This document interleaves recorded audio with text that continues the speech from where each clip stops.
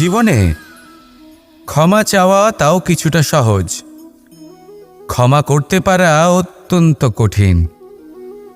ক্ষমা 2 অক্ষরের এই শব্দ হতে পারে, কিন্তু অত্যন্ত বড় এই শব্দ, অত্যন্ত গুরুত্বপূর্ণ এই শব্দ। কখনো কখনো অন্য কাউকে ক্ষমা করে দেওয়া তাও কিছুটা সহজ কাজ, কিন্তু নিজেকে ক্ষমা করতে পারা অত্যন্ত কঠিন হয়ে দাঁড়ায়। অতীতে যদি আমাদের এমন কোনো ভুল হয় যে কারণে আমরা নিজেকে ক্ষমা করতে পারি না, অনেক সময় এমন কিছু ভুল করে বসি যে বিষয় শুধু আমরাই জানি, কিন্তু আমরা নিজেকে ক্ষমাই করতে পারি না, আর আমাদের বিকাশ সেখানেই স্তব্ধ হয়ে যায়। কারণ যদি আপনি ক্ষমা করতে না শেখেন, নিজেকে ক্ষমা যদি না করতে পারেন, তাহলে তা আপনার জীবনের সবথেকে বড় বাধা হয়ে দাঁড়াবে। সেই জন্য জীবনে অবশ্যই শিখুন যে কিভাবে নিজেকে ক্ষমা করতে হয়, আর শিখুন যে আগের করা ভুল আবার কি করে না করা যেতে পারে।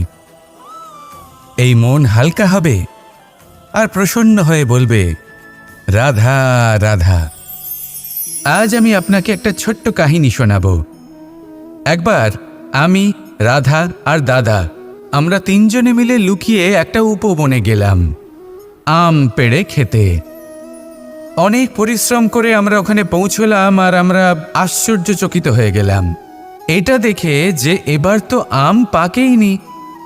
এবার দাদা কি করলেন, একটা আম পাড়লেন আর সেটা চাখলেন, আর উনি নিরাশ হয়ে পড়লেন। উনি বললেন যে এটা তো খুবই টক। তারপর রাধা একটা আম পাড়ল আর সেটা চেখে দেখল, আর রাধা উৎসাহিত হয়ে পড়ল। আমি রাধাকে জিজ্ঞেস করলাম, কি হয়েছে, তুমি এত উৎসাহিত কেন? তখন রাধা বলল যে এবার এত বেশি টক আম হয়েছে যে এগুলো দিয়ে আমরা আচার বানাবো। তাহলে দাদা ওখান থেকে বেরিয়ে গেলেন নিরাশ হয়ে এবং খালি হাতে। রাধাও ওখান থেকে বেরিয়ে গেল কিন্তু উৎসাহিত হয়ে, আর অনেকগুলো কাঁচা আম সাথে নিয়ে। এর থেকে আমরা কি শিক্ষা পেতে পারি?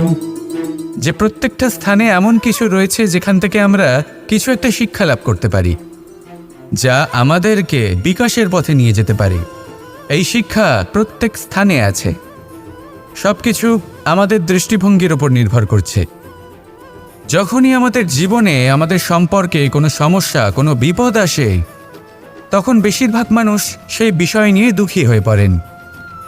আর কিছু মানুষ এমনও থাকেন যারা শেষ পর্যন্ত তার সমাধান করেন, বিপদকে পরাজিত করেন, সম্পর্কগুলিকে আবার জুড়ে দেন।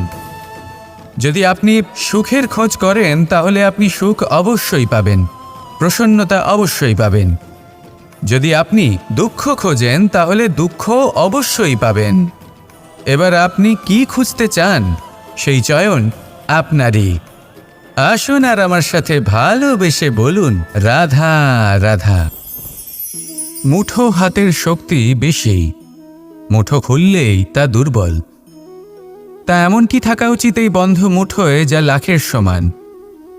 মানসিকতা এবং স্বপ্ন। মানুষ জন্মগ্রহণ করে, তার মানসিকতা সময়ের সাথে উন্নত হয়। মানসিকতা অনুযায়ী সে স্বপ্ন দেখে, আর সেই স্বপ্ন সার্থক করতে সে পরিশ্রম করতে থাকে। কিন্তু খুব গুরুত্বপূর্ণ একটা কথা আছে যা আপনার মনে রাখা উচিত। আপনার এই মানসিকতা, আপনার এই স্বপ্ন, তা যেন আপনার নিয়ন্ত্রণে থাকে। আপনার বন্ধ মুঠোয় যেন এর লাগাম থাকে, আপনি যেন এর প্রভু হন। যদি তা হয় তবেই আপনি লাভবান হবেন। যদি এরা আপনাকে নিয়ন্ত্রণ করতে থাকে, যদি আপনার মুঠো খুলে যায়, না পথ আপনার নিয়ন্ত্রণে থাকবে, না মানসিকতা থাকবে, না স্বপ্ন নিয়ন্ত্রণে থাকবে। আর যদি তাই হয় তাহলে আপনি আপনার ভবিষ্যৎ নষ্ট করে ফেলবেন। তাই নিয়ন্ত্রণ করতে শিখুন নিজের বিচার বুদ্ধি, নিজের মানসিকতা, নিজের স্বপ্নকে। নিজের এই স্বপ্ন পূরণ করুন, আর আমার সাথে ভালোবেসে বলুন, রাধা রাধা। যত শক্তিশালী এই মন, তত শক্তিশালী এই শরীরও। এই যে আমাদের শরীর, এটা আসলে কি? এ হলো একটা রথের মতো। আর একটা রথ ততক্ষণ চলতে পারবে না যতক্ষণ না তাকে কোনো সারথি চালাবে। এই মন হলো শরীরের সারথি। এবার ভাবুন, যদি এই সারথি শক্তিহীন হয়, দুর্বল হয়, তাহলে এই রথের কি হবে? এটা উচিত পথে চলতে পারবে না, উচিত গতিতে চলতে পারবে না, মন মতো স্থানে এটা পৌঁছতেও পারবে না। সেই জন্য মনের শক্তি অত্যন্ত প্রয়োজনীয়। এবার মনের শক্তি আমরা কোথা থেকে লাভ করি? দৃঢ়তার শক্তি থেকে। এবার এই শক্তি আমরা কিভাবে বাড়াতে পারি? আমরা প্রতিদিন কিছু নতুন স্থির করি, কিছু ছোট কিছু বড়, আর যেই আমরা নতুন কিছু পূর্ণ করি আমাদের মনের শক্তি বেড়ে যায়। আর যদি পূর্ণ না করতে পারি মনের শক্তি কমে যায়। একটা দেওয়ালের মতো ছোট ছোট ছোট ছোট শিলা আমরা একটার পর একটা স্থাপন করে একটা দেওয়াল তৈরি করি। এতগুলো পাথর যখন একত্রিত হয়ে যায় তখন এমন এক দেওয়াল তৈরি হয় যাকে ভাঙা প্রায় অসম্ভব হয়ে দাঁড়ায়। সেরকমই হয় মন এবং দৃঢ়তা। ছোট ছোট কাজ করে নিজের লক্ষ্য পূর্ণ করুন। এই লক্ষ্য যদি পূর্ণ হয় তবে মনের শক্তি বাড়বে। কিছুটা এইভাবে যে যত বড়ই বিপদ আসুক না কেন সেই বিপদ নিজে হার মেনে নেবে, কিন্তু আপনার মন ততটাই শক্তিশালী থাকবে। তাই মনের শক্তি বাড়াতে থাকুন যাতে আপনি উচিত পথে চলতে পারেন, উচিত গতিতে চলেন আর মনোবাঞ্ছিত স্থানে পৌঁছতে পারেন। তবেই এই মন প্রসন্ন হয়ে বলবে, রাধা রাধা। মানুষ সবসময় চায় যে তার জীবনে যেন কখনো কোনো সমস্যাই না আসে। সে চায় তার জীবন যেন শুধুমাত্র শান্তি এবং সুখের দ্বারা পূর্ণ থাকে। কিন্তু এই চাহিদা অনুচিত কিছু নয়। আমরা সবাই এটাই চাই যে জীবনে সুখ থাক, শান্তি থাক। কিন্তু এই কথা সবসময় মনে রাখবেন, যে সূর্য উদিত হন সংসারকে প্রকাশমান করেন, দুপুরবেলায় সংসারকে রৌদ্র প্রদান করেন, সন্ধেবেলায় তাকেও অস্ত যেতে হয়। এবার আমাদের জীবন চক্র কিছুটা এরকমই। কোনো কিছুই চিরকাল একরকম থাকে না। কখনো এই নদীকে দেখুন যা বয়ে চলেছে। এই নদী যা বয়ে চলেছে তার পথেও অনেক বিপদ আসে। বড় বড় পাথরের সম্মুখীন হয়ে তাকেও সামনে এগিয়ে যেতে হয়। একটি পুকুর যা চারদিক থেকে ঘেরা, তার জীবনে কিন্তু কোনো সমস্যা নেই। কিন্তু এই সংসারে পুকুরের পুজো করা হয় না, পুজো করা হয় নদীকে। মনে রাখবেন, সমস্যার ঊর্ধ্বে তিনি উঠতে পারেন যিনি সমাধি লাভ করেছেন, যিনি এই সংসারেই নেই। যিনি এই সংসারে আছেন এবং জীবিত আছেন, তার জীবনের সমস্যা হলো শ্বাসবায়ুর মতোই গুরুত্বপূর্ণ। আসুন আমার সাথে ভালোবেসে বলুন, রাধা রাধা। ধন, সম্পদ, ঐশ্বর্য, মানুষ হয় নিজের সৌভাগ্যের দ্বারা এগুলো লাভ করে থাকেন বা কর্মের দ্বারা। সৌভাগ্য আসলে কি? গ্রহের দশা যা প্রত্যেক মুহূর্তে বদলাতে থাকে। কর্মের মাধ্যমে যখন আপনি ধন অর্জন করেন তখন সেই ধন আপনার আগামী প্রজন্ম লাভ করে।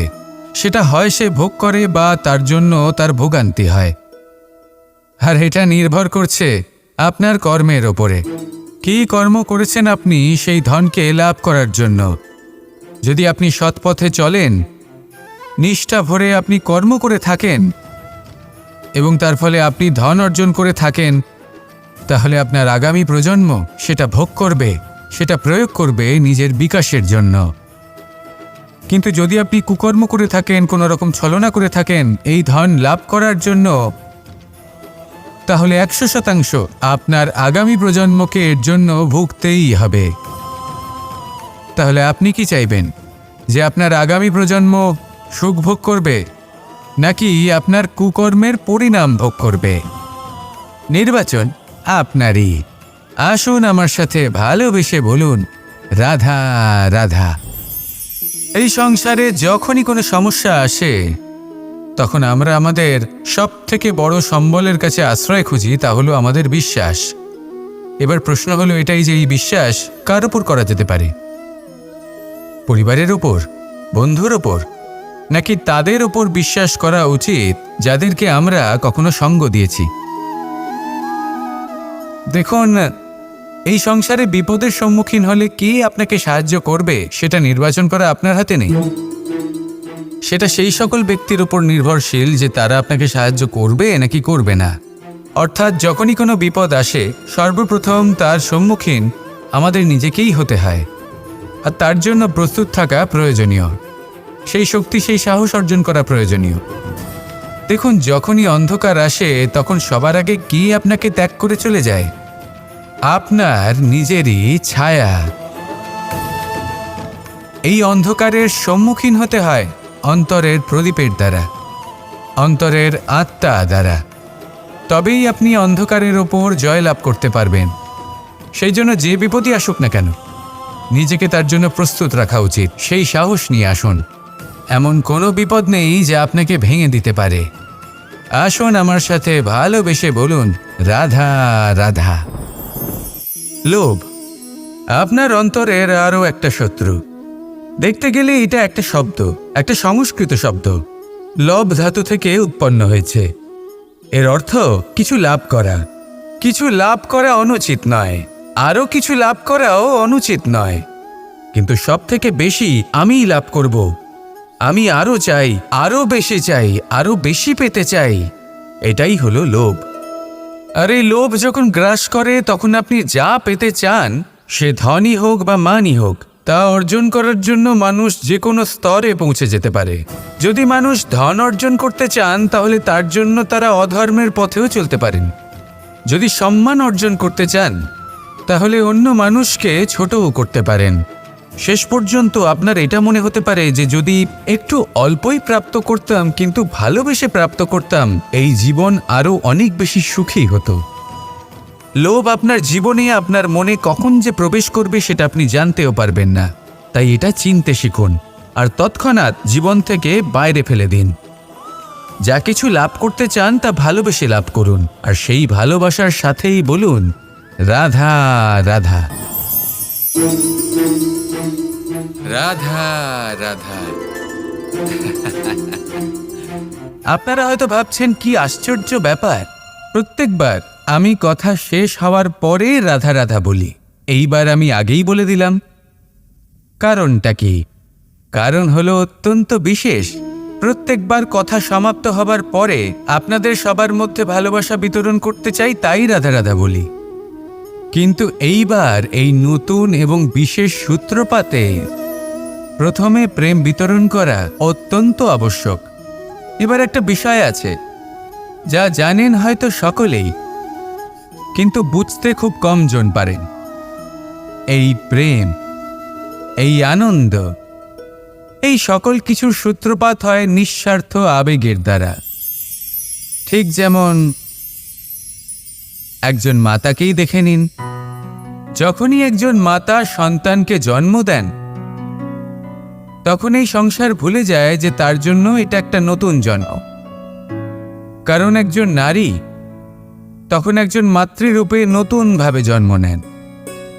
একজন নারী স্ত্রী ও গৃহবধূ রূপে কিছু অধিকার লাভ করে থাকেন, কিন্তু তিনি যখন মা হয়ে যান তখন তিনি শুধুই দান করতে শেখেন।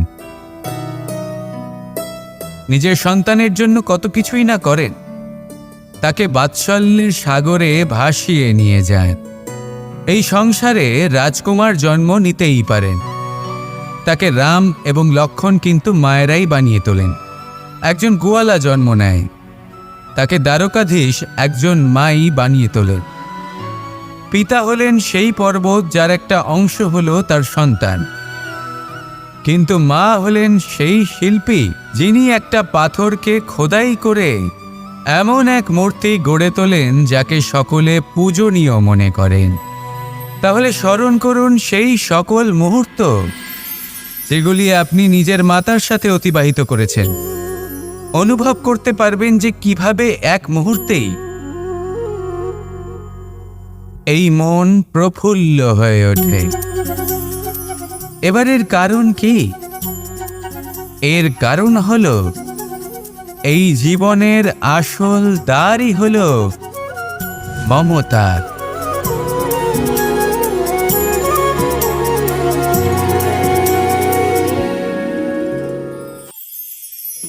আমি রাধাকে ভালোবাসি, আর এই কথাটা সমগ্র সংসার জানে।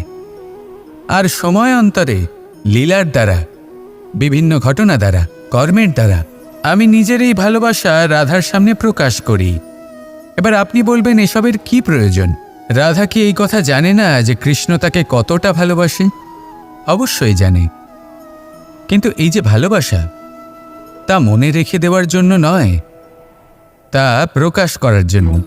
আর বারংবার এই ভালোবাসাকে প্রকাশ করা উচিত, উচিত সময় এবং উচিত সুযোগ দেখে। কিরকম? এবার যদি আপনি প্রেমীর সাথে কোনো উৎসবে থাকেন, তাহলে তার সাথে নৃত্য সঙ্গীত করুন। যদি ভিড়ের মাঝে থাকেন, তখন প্রেমীকে সম্মান করুন, একান্তে প্রসাধন করুন। দুঃখের সময় তার হাত ধরে থাকুন, সুখের সময় আলিঙ্গন করে রাখুন। এই প্রেম যত প্রকাশ করবেন, ততই এই প্রেমের বৃদ্ধি হবে। এই প্রেম আরও বেশি গভীর হবে, অটুট হবে। তাই এই প্রেমকে মনে নয়, আপনার জীবনে স্থান দিন।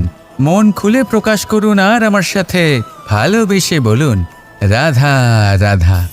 আমার কাছে যশোদা মা যেমন, আমার কাছে দেবকী মা যেমন, আমার কাছে ঠিক তেমনই হলেন গোমাতা। এবার ভেবে দেখার বিষয় হলো এটা, যে এই সংসারে অসংখ্য প্রাণী আছে। একজন গাইকে একজন মায়ের মর্যাদা কেন দেওয়া হয়? তাহলে এর অনেকগুলো কারণ আছে। এই গাই অর্থাৎ গোমাতা, এনারা হলেন অত্যন্ত শান্ত, শান্তিপ্রিয়, কখনো কারোর কোনো ক্ষতি করতেই পারেন না। গোমাতা যে দুধ নিজের বাছুরকে পান করান, সেই দুধই আমাদেরও দেন। সেই দুধ পান করে আমরা শক্তি লাভ করি। এই দুধ থেকে আমরা মাখন, ঘি, পায়েস, এইসব সুস্বাদু খাবার লাভ করি। গোমাতার গোবর আমাদের জ্বালানি হিসেবে সাহায্য করে, যার ফলে খুব কম সংখ্যক কাঠ ব্যবহার করা যায় এবং বেশিরভাগ জঙ্গল সুরক্ষিত থাকে। গোমাতার গোমূত্র, সেটাও আমাদের কাছে লাভজনক। এর দ্বারা আমরা অনেক রোগ থেকে মুক্তি লাভ করতে পারি। গোমাতা যখন একটি বাছুরকে জন্ম দেন, তখন সেই বড় হয়ে আমাদের ক্ষেত কর্ষণ করে। সেই জন্য গাইকেও জীবনে মায়ের মর্যাদা দেবেন। যতটা সম্ভব তাকে সেবা করুন এবং ভালোবেসে তাকে পালন করুন। এই মন নিজে থেকেই প্রসন্ন হয়ে বলবে, রাধা রাধা। কখনো কোনো প্রজাপতিকে উড়তে দেখেছেন? কি সুন্দর উড়ে বেড়ায় সে, এক ফুল থেকে অন্য ফুলে, এক পাতা থেকে অন্য পাতার উপর। কিন্তু সে কিভাবে উড়তে শেখে কখনো ভেবেছেন? জন্ম থেকেই কিন্তু প্রজাপতির ডানা থাকে না। ও কিন্তু ছোট্ট একটা ডিমের আকারে জন্ম লাভ করে। তারপর সেই ডিমটি ভেঙে একটি কীট বাইরে আসে। আস্তে আস্তে সে বড় হয়, ওর শক্তি বৃদ্ধি পায়। তারপর সে সেই কীট দশা ত্যাগ করে নিজের ডানাগুলি মেলে। এই প্রক্রিয়া তার কাছে সরল নয়, অত্যন্ত যন্ত্রণাদায়ক প্রক্রিয়া, কিন্তু সে সেই যন্ত্রণা মেনে নেয়। আর তারপর আস্তে আস্তে সে উড়তে শেখে। শুধুমাত্র আকাশে উড়ে বেড়ায় তা নয়, আমাদের মনের মাঝে উড়ে বেড়ায়। এবার এই ডিম থেকে প্রজাপতি হয়ে ওঠার যে যাত্রা, এটা যতটা কঠিন, ততটাই কঠিন হয় এই সংসারে শ্রেষ্ঠ কর্ম করা, ততটাই কঠিন হয় এই সংসারে মহান হয়ে ওঠা। সেই জন্য প্রয়োজনীয় প্রচেষ্টা এবং সময়। নিরন্তর প্রচেষ্টা করতে থাকুন, পর্যাপ্ত সময় নিন এবং আপনি নিজেকে এই আকাশে উড়ন্ত অবস্থায় পাবেন। আসুন আমার সাথে ভালোবেসে বলুন, রাধা রাধা।